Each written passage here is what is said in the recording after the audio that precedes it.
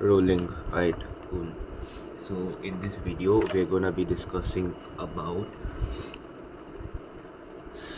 supply side of policies. All right.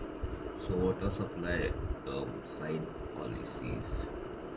So basically, supply side policies can be helped to grow the economy. The goals of these supply side policies consist of long-term growth by increasing the economy's productive capacity, by improving competition and efficiency, by reducing labor costs or unemployment through labor market flexibility, uh, reduce what do you say inflation can be reduced to improve international competitiveness, and all of the incentives that firms are receiving uh, can be increased so that they could invest in innovation by reducing their costs. So, and basically, in order to increase the productive capacity to achieve long-term growth, what you would need to do is increase the labor force strength, and not only that, but also land labor, land engines, machinery technology, all of that. So, however, like for now, let's look at labor force. Increasing the stock of labor would definitely increase the productive capacity, and that will increase output. So this can be increased by increasing immigration,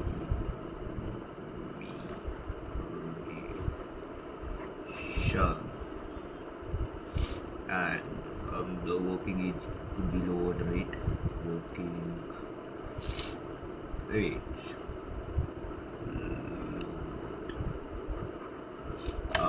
What else? The retirement age could be reduced. Retirement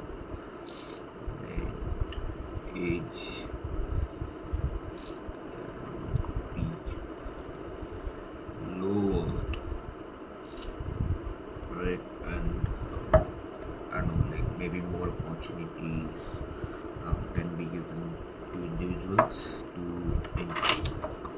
enter the labor force, I don't know, like maybe you could offer subsidized childcare, right? Yeah, so the stock of the capital machinery, right, that you possess, capital machinery will also be increasing your productive um productive what do you call that, productive food capacity, right? So what we're going to be doing, so capacity of the capital machinery could be increased by lowering the interest rates, right? So why would you do this? You would do this so that it is cheaper for firms to borrow money so that they could buy capital machinery. So lower interest rates by banks. So tax breaks could be given as well. Tax breaks. Fuck man, goddamn. Oh, hold on, I'll get a bottle and yep. Breaks. So tax breaks could be used to so that firms could invest in new machinery, right? Uh, yeah. So and then what is also happened. I mean, what is also need to be done is improving competition and efficiency. So when competition forces firms to improve, like Apple and Samsung battling each other, what happens is that over time, consumers have enjoyed those gadgets, right, with longer battery life, sharper displays, more storage, all that stuff. So these that competition, the fear of each other, that Apple has, how do you draw Apple? I don't know. Apple versus Samsung, right? Blah blah blah. So yeah. So what happens is that the competition forces each other to create higher products, like higher quality products, so that they're feared of each other. What also happens is that competition also forces them to lower the prices, because if the iPhone hadn't had been offered to the as the same price as the Samsung's, like whatever, I'm not talking about the Pro model, but the regular iPhone 14, 15, 13, right, those ones, they're the same price as the Samsung, whatever, S21, S22, S23, like those series. So if Apple still had a higher price, definitely people would have bought a Samsung. We're not looking at any operating system, Android, all of that stuff here. We're just looking at the economics part of it. So yeah, labor market is like where labor market is where firms would be looking for qualified workers, and that's also where workers look for the jobs that they desire. What firms want in this case would be most qualified or talented workers at competitive wages. So the equilibrium wage rate is very important in this case, because wages are a significant cost for firms. So here, what do we use? We use this. We use supply side policies. These create labor market flexibility so that it is easier for firms to find and hire the best workers. So basically, what you want to do is like increase the flexibility in the labor market. A flexible labor market makes it easier for firms. I'll get out the page actually. And we start off here. Labor market, what that would be, labor market, right? So here, what do workers want? Workers desirable jobs, right? So what is the market? What do you say? What's the firms looking for? Firms are looking for basically talent or qualifications, you can say. Qualifications, as well as that same thing at a competitive wage, at competitive wages. Good. So which is why equilibrium wage rate is very important. But why? Because wages is equal to a significant cost for firms.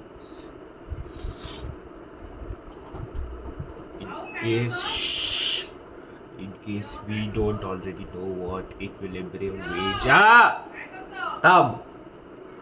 in case we already don't know what the equilibrium wage rate is. The equilibrium wage rate is determined by the forces of demand and supply for labor.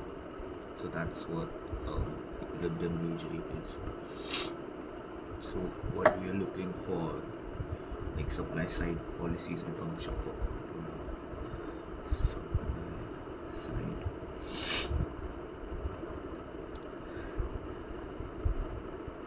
policies. Supply side policies. Right, so supply side policies are looking for the creation policies, creation of labor market flexibility. But then, okay, so why do they want that? They would want it because it's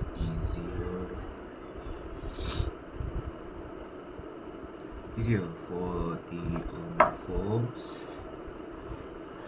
to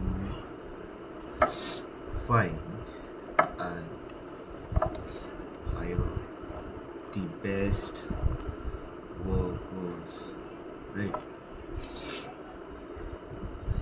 Okay, so what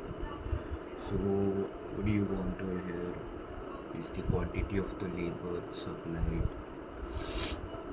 and the wage rate. We could find a relation between the two. Come with a diagram right here. This would be W, I guess. That would be wage rate. Wage isn't visible in the camera. Oh, yeah, it is. Yeah, this would be, and Q quantity, QTY of labor supplied.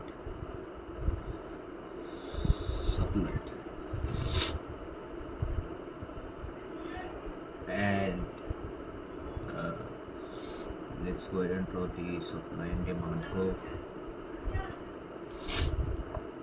That's the supply curve right here, and we draw the demand curve as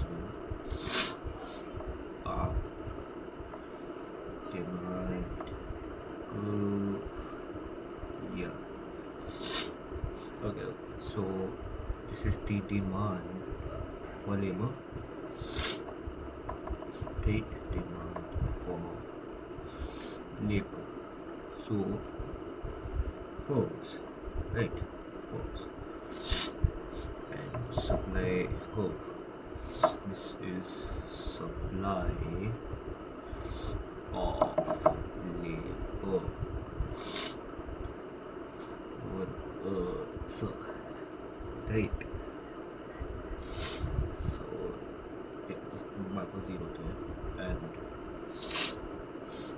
this is the point of equilibrium wage rate. Equilibrium wage, right? So let's also look, and now that we've understood the labor market totally, this is what workers want, this is what firms want. Workers and firms together make the labor market, and then how the equilibrium wage rate is important, the significance of wages to the firms, and policies, right? What are these policies aiming to do? They're aiming to create labor market flexibility because it is easier for firms to find and hire the best workers. This is the whole relation here, the diagram.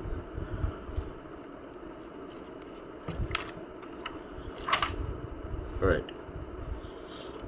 So what is the goals of implementing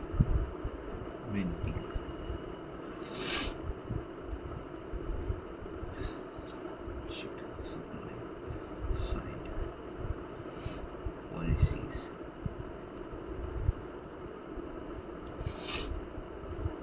What happens is that basically the primary goal is to increase flexibility in the labor market, because a flexible labor market makes it easier for firms to hire workers when they need to increase production. However, it also becomes easier to dismiss workers in case of maybe recession or when the economy just slows down. So that's what a more flexible labor market does. It allows firms to adjust wages quickly and easily. And how is that? Firms can adjust. Firms can adjust. What was the right thing? Firms can adjust wages quickly and easily. But how can this be achieved? Achieved by yeah, can be achieved by reducing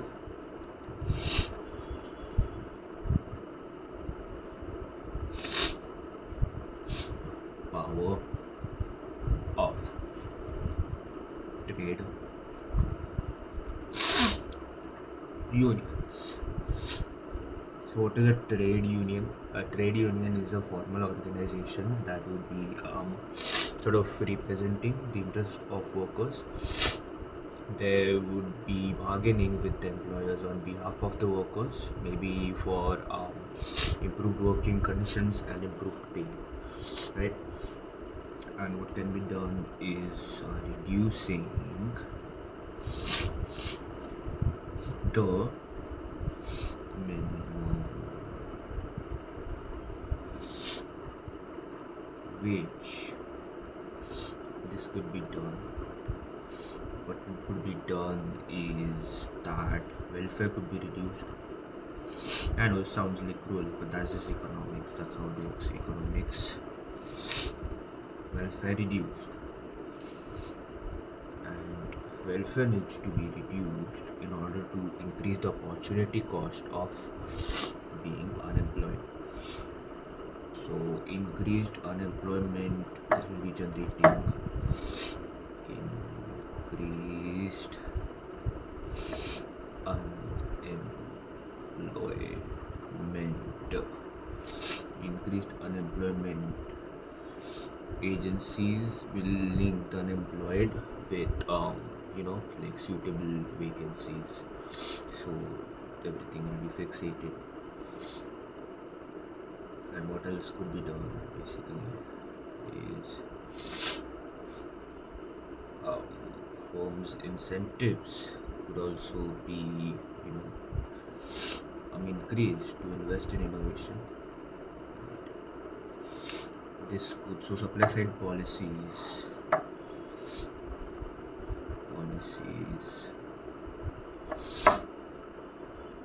encourage firms to innovate,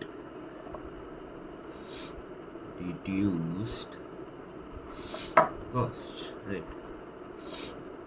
They can invest in they can invest in R&D.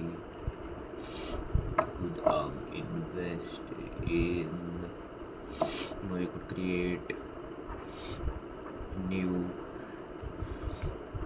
technologies.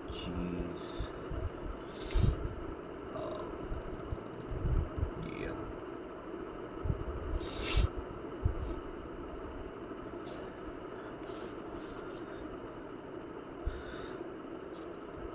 Let's look at okay, let's change the page. Alright, we'll look at some market-based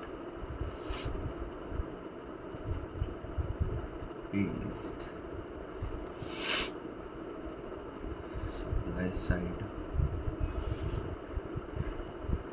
policies to increase competition, right? Let's look at that.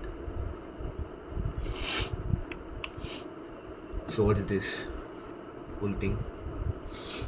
What these are policies geared towards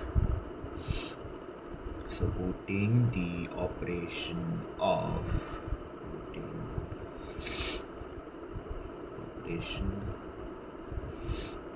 the free market.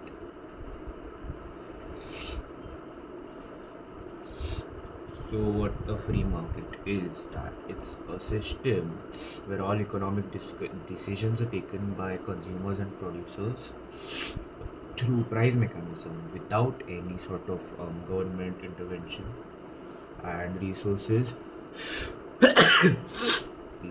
are also privately owned, right, by the people and the firms. So what does that do? um, Free market is equals to competition, because firms outdo their competitors when it comes to quality and price.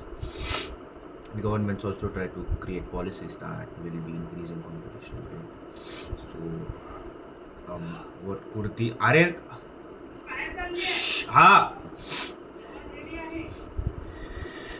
ha ha encourage policies to encourage competition? What could that be? Deregulation. Oh fuck.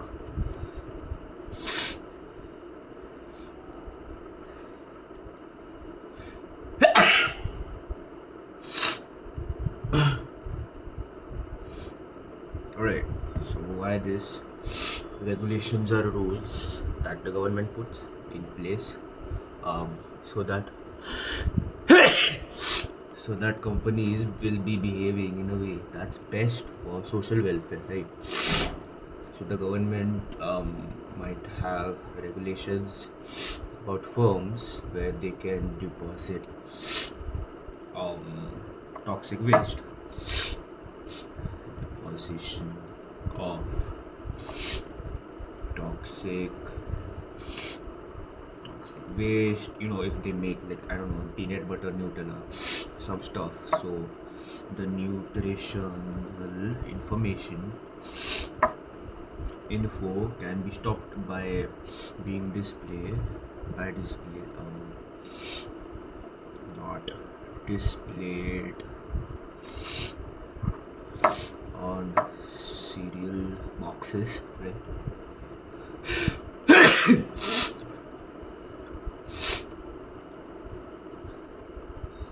Okay, so get rid of this. So that's how it'll work, because what happens is that deregulation will be allowing the market forces to operate freely. What will happen is that the firms would be free to pursue the least expensive method of production, which will make them most efficient. Deregulation will lead to more efficiency, and, well, of course, the same would be leading to lower prices, right?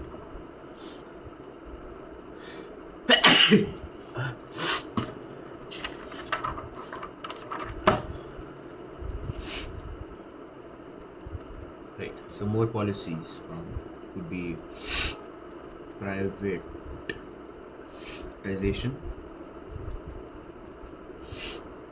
So what is privatization? When the government-owned companies are sold to private owners. That's basically privatization. The ownership of a company is transferred from the public sector to the private sector. So what happens is that privatization will hand production back to private companies. So governments run these wide-ranging state-owned enterprises like railways, airplanes, or water companies. So when those are privatized, those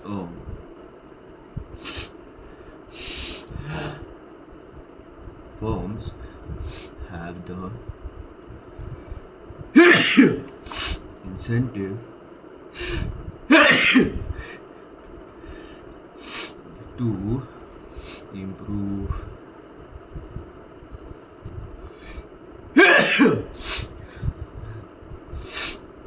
efficiency, and what they can also do is decrease costs,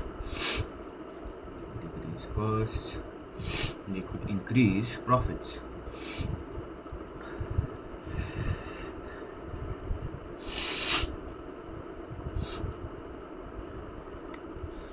Most competition will be forcing the firms to provide goods and services at, at reasonable prices, right? Because it's in the private sector, because there will be a lot of range of choices that's available to the customers. This is what will be happening. So for example, the UK has privatized its railways. They have observed success in terms of more routes that are also operating more often, so consumers have more choice and more convenient travel. But then it is expensive because the quality of the services also have declined. This is what the people over there are saying. On average there are like few thousand delays across the network per day, right? And 4 serious level accidents have also occurred since the privatization of the industry. The incidents were because of deficiencies in safety systems, and the procedures that they follow, the like traffic control methods and signaling, all that equipment stuff. So what has happened over here was that privatization proponents are also arguing against the railway network and rolling stock already being subject to chronic underinvestment before privatization took place. Through privatization, they were attempting to pass on the cost of rebuilding the network to the private sector. This is like a failed attempt. Well, yeah, anyways, that's not important. Let's look at trade liberalization, which is another method that can be used. So, what is trade liberalization? When you decrease barriers to trade with other nations, it's trade liberalization. You can say, free trade, right? It's basically free trade. It allows companies to access raw materials and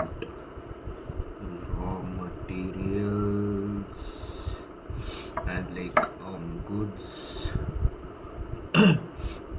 from like the lowest cost center of production. Free trade is allowing China to access cheap iron ore from Australia to produce steel, right? They allow free trade does enable Japan to import oil from Saudi, and Norway can import bananas from does Norway import bananas? Probably, right? Like the country located over there. They probably wait. I'll go ahead and search it.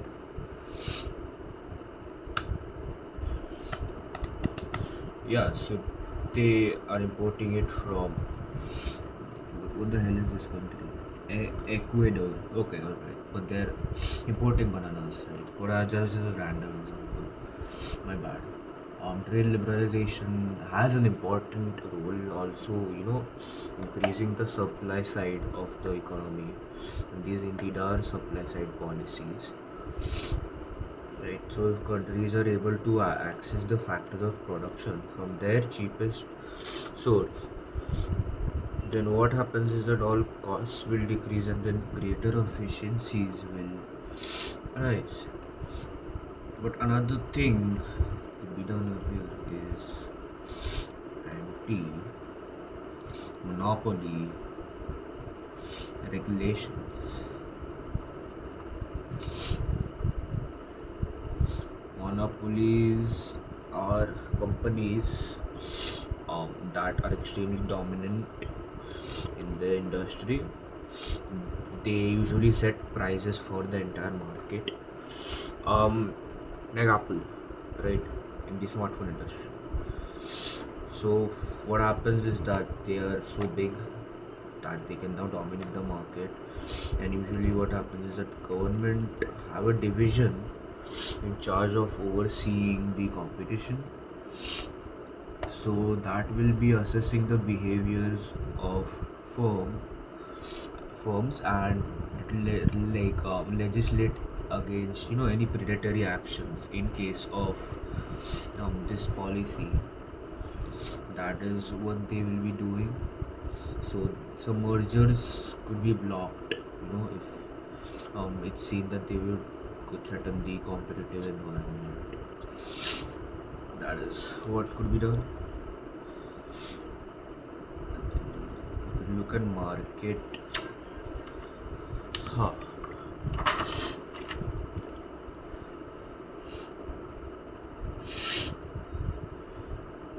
The market side ones as well. This would be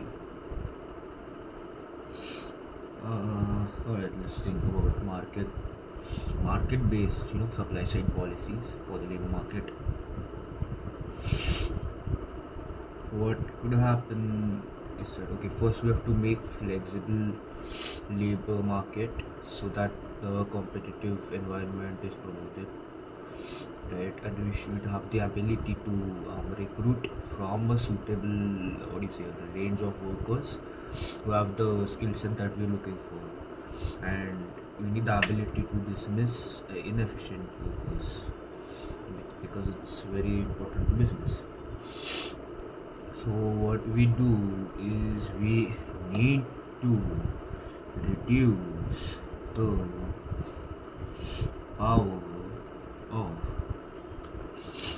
labor unions.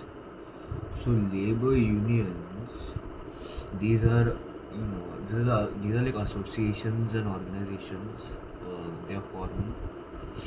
They represent the interests of workers who are usually working within like the same profession.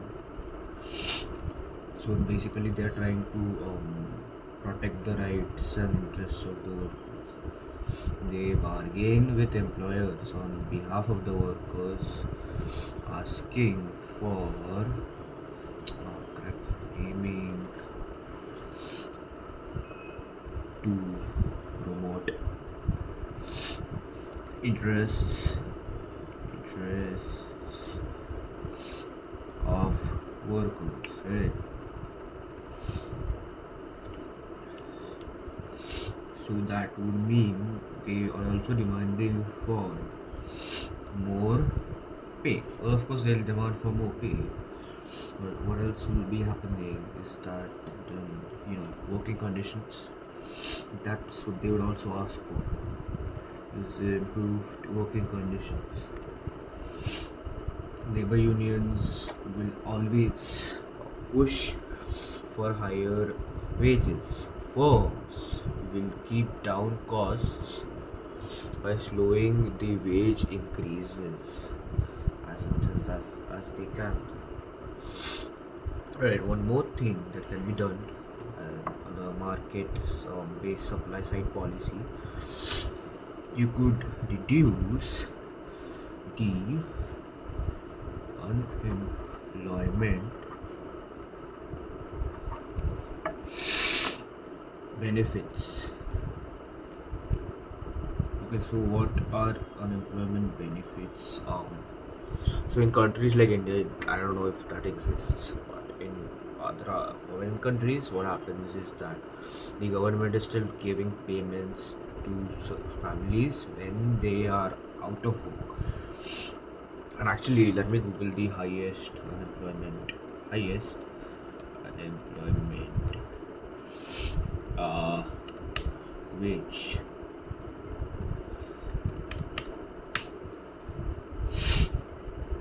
amount. I'll search for the amount.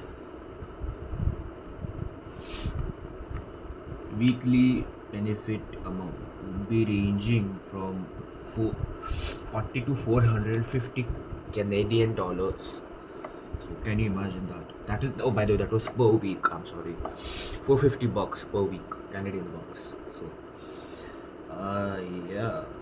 Basically, what they're trying to do is that everyone has a minimum standard of living, and they have access to food and housing.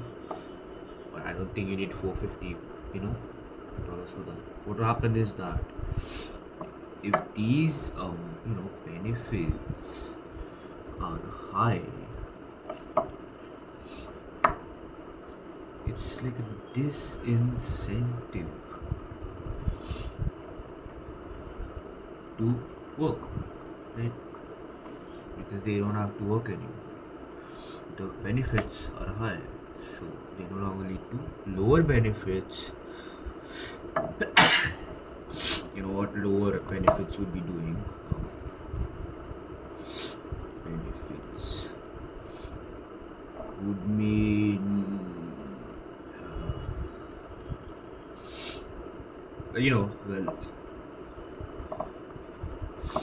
pursuit of employment,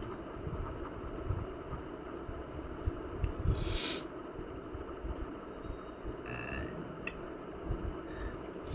potentially, what could happen is that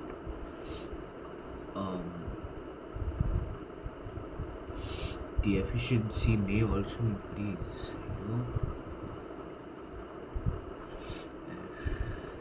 Efficiency in the labor market.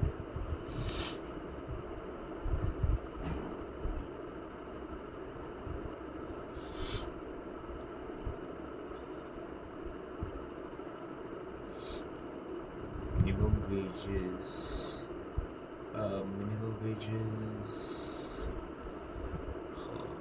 What else? And the incentive related supply side policies as well, I believe. Incentive based, I think.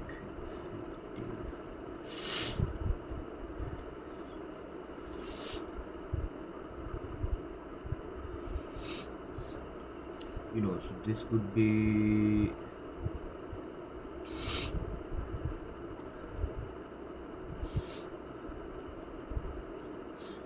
so workers can work more when there is a personal income tax cut, right?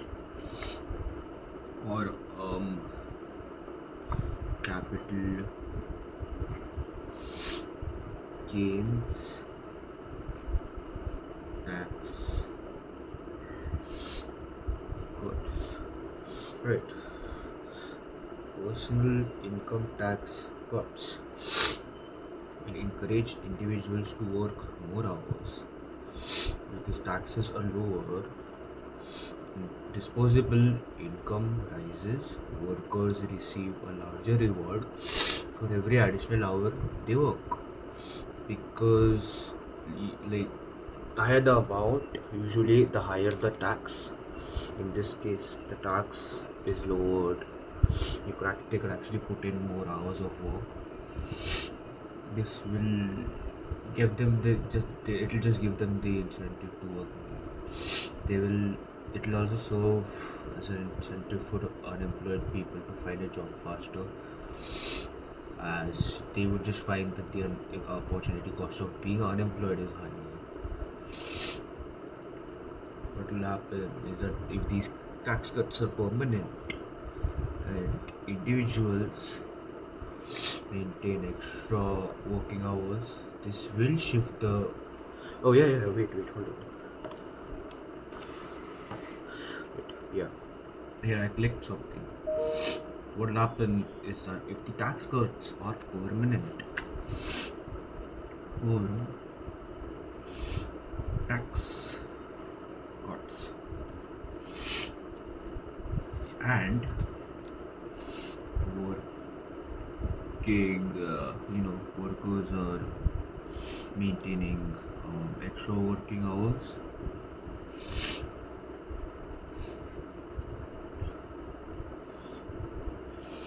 that will actually shift the long run aggregate supply. You know, um, the price level will fall, real GDP will also increase.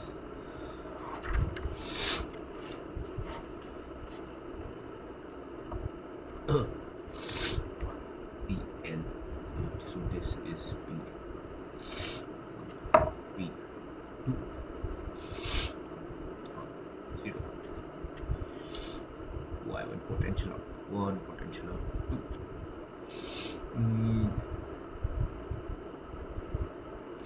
I don't got a scale again. I'm gonna go like that blindly. काय नाही school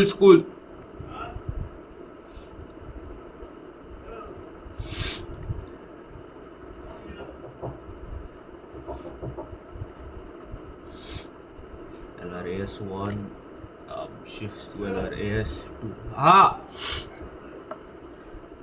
This is aggregate demand.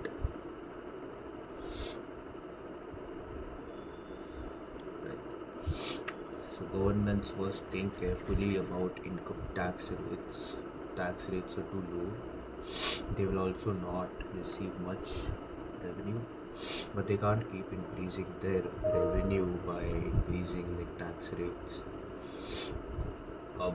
Because if income taxes are too high, that will be a disincentive for individuals to work, so they'll work fewer hours. Government tax revenue would actually decrease in that case.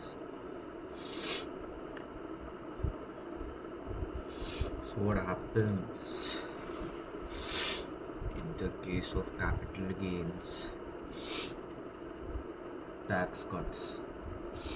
That firms will still make money in two ways: profits from the sales of goods and services. They will have capital gains through investments or the sale of assets. These money making activities can be taxed in many ways. To incentivize firms to produce more, the government can cut profit or corporate taxes. They can cut capital gains as well. When they cut corporate taxes, they will be earning a higher reward for every additional unit that they produce. They will be left with more profits for investments and additional production capacity. So that will also be increasing the supply side of the economy and will grow the economy. So what will happen is that so the capital gains tax is a it's a tax that a firm pays on the profit it makes from selling an asset, right? So if a firm owns a factory, they find that it outgrows the building, they may sell it for a profit and pay capital gains tax on that profit, right? Which means a fall in the capital gains tax will benefit firms for improving properties that they own. So if they purchase a factory and refit it with updated, with like ventilation, climate control, whatever, air quality, they can sell it for like a profit, so they have an incentive to constantly improve and update their factories, buildings, properties. And then there is one more type actually.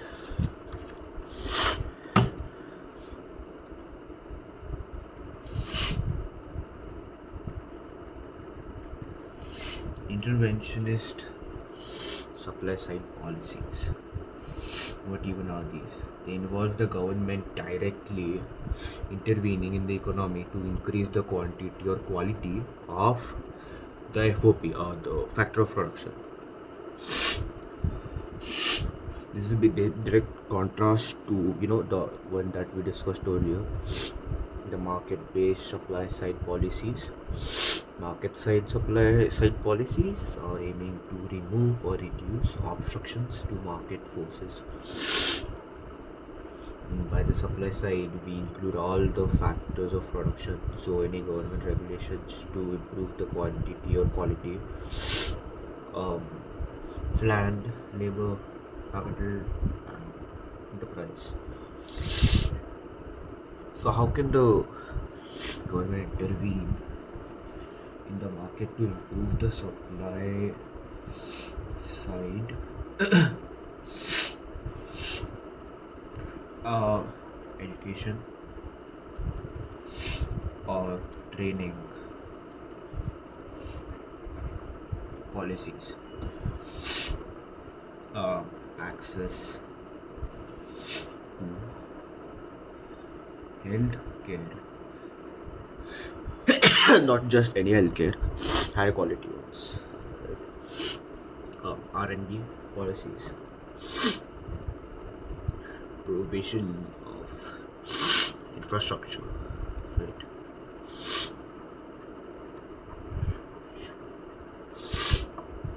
Industrial policies, right?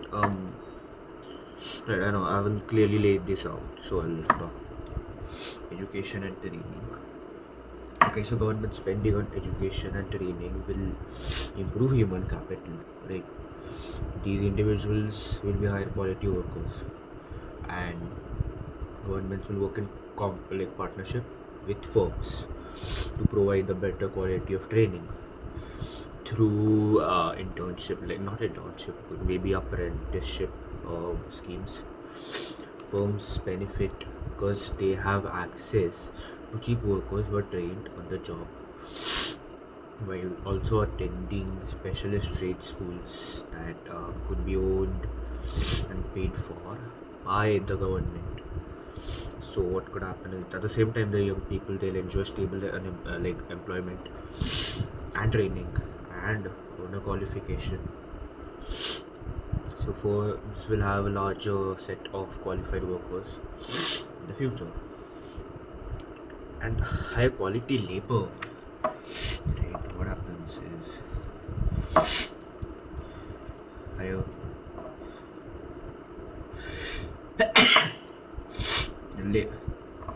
labor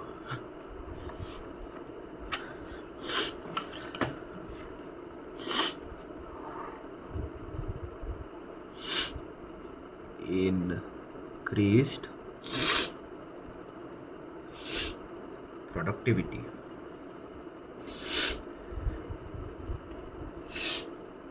So how will that happen? As productivity improves, the LRS curve will shift to the right, because this will be promoting economic growth. A quick diagram could be made.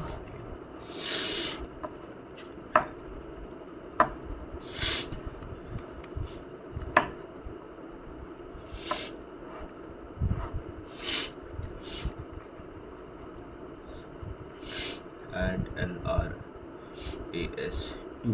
I'm sorry, it's gonna be the same length, but you get right. It increases.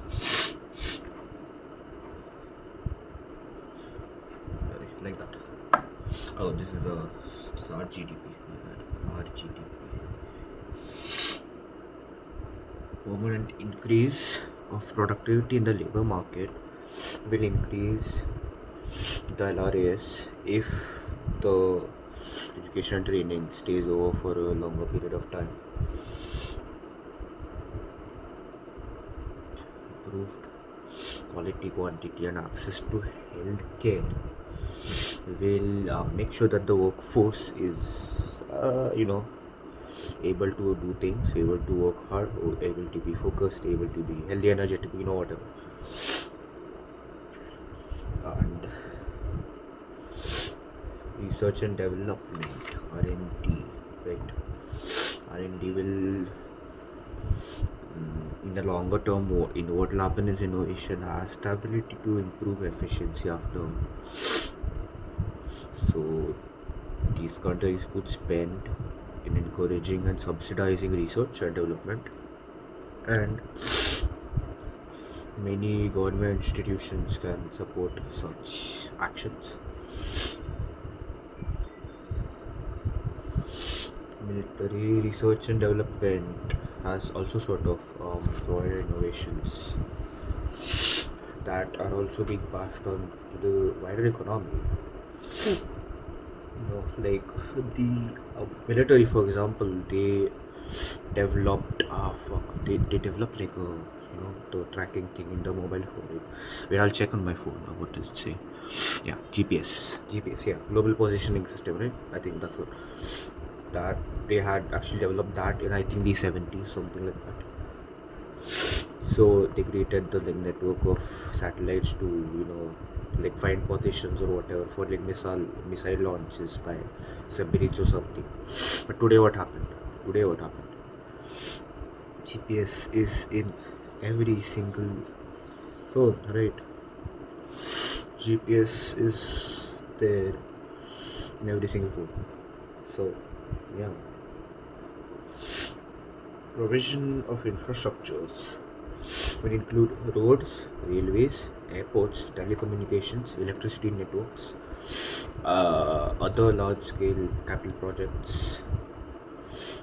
So the provisioning of this sort of acts as a backbone of production in a country. Industrial policies.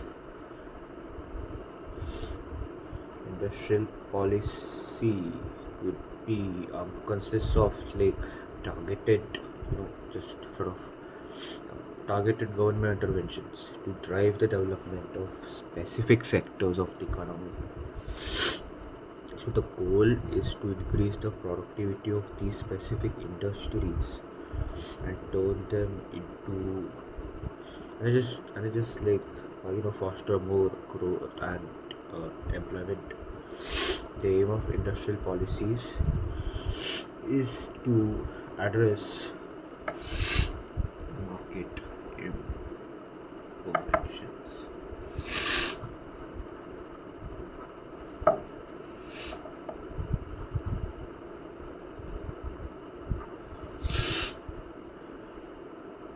One important industrial policy is import subsidization, right? I think so. No. Sorry, substitution. Yeah, the government will be targeting a particular industry. So, so they'll target a industry with the goal to switch production from abroad to the domestic economy. The government will levy high tariff barriers, or they would introduce quotas to decrease imports into the domestic um, economy. That will encourage consumers to buy goods from domestic firms. The government will offer sub assistance to all these local industries to increase the production of the good, right? Yeah, so basically that would be this you know LRAC and P1, this Q1 0. Yep, that's what it is. This is basically how import substitution policies being placed on industries with large scale of economies, like looks like. So this example, all right. Let's say that the government of country wanted to create a domestic car industry, so they put like twice the tax, 200% tax tariff on imported cars. So what will happen is that consumers in that country have like no choice to buy like local cars, like the Indian cars, for example. It happens a lot in India. So the car industries will be characterized by large economies of scale. That's what usually happens. So what will happen is that more consumers will be switched to buying these local cars. Quantity will increase over here.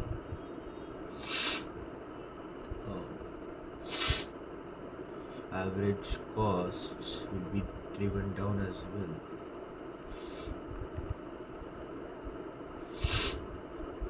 The goal of the import, the substitution policy would be to lower costs, so that the local car industry is more efficient.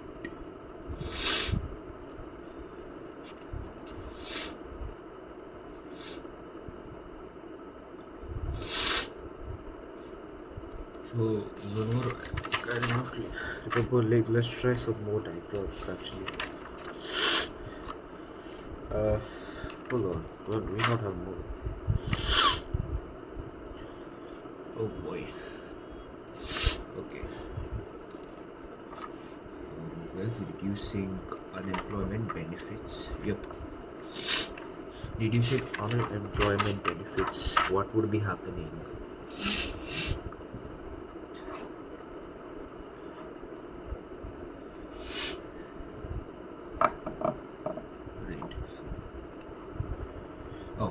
Oh fuck. Oh, it's just fine. I'm just checking. Just ignore. Alright. 81. Yes. Right. This is our GDP. Reducing unemployment benefits reduces an important source of income for those. For those without jobs. They'll have no choice but to cut back on any discretionary spending, right? The decrease in consumption will decrease the aggregate demand, which will lead to a fall in the RGDP.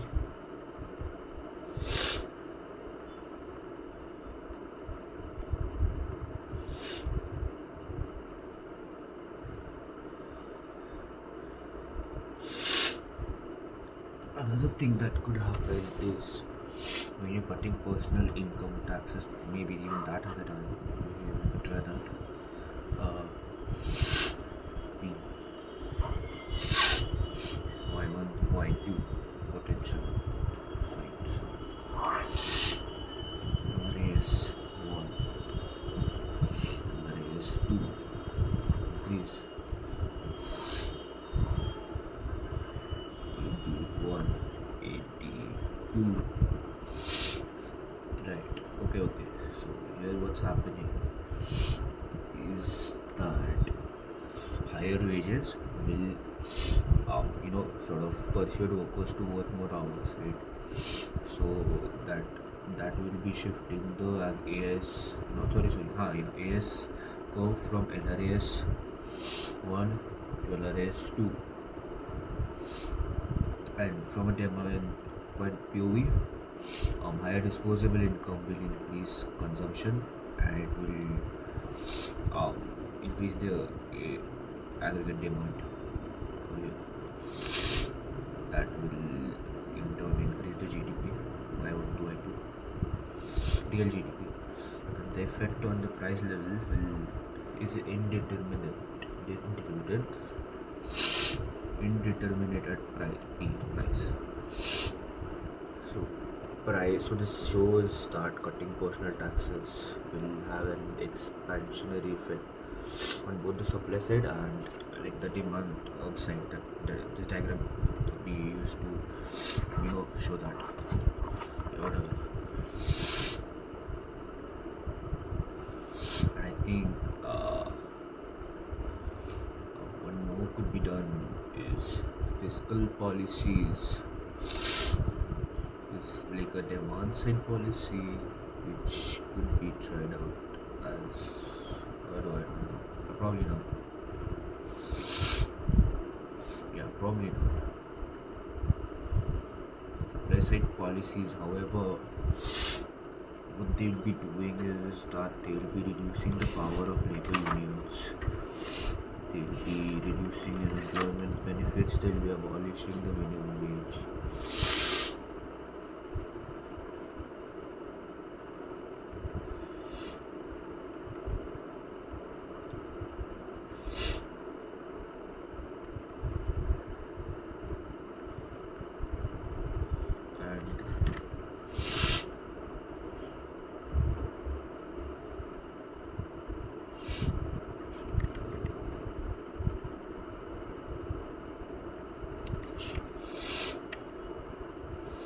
And yeah, I think that's about it, right? Yeah, that's about it for this.